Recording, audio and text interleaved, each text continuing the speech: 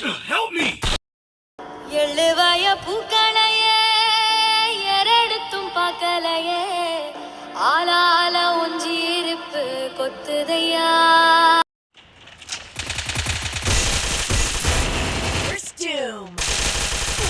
உங்ககிட்ட இருக்க காசு பணத்தை போல மொத்தமா அள்ளி கொடுத்தீங்கன்னா எடுத்துட்டு ஓடுறதுக்கு டேய் பெர்ஃபார்மன்ஸ் பண்ண வர்றா.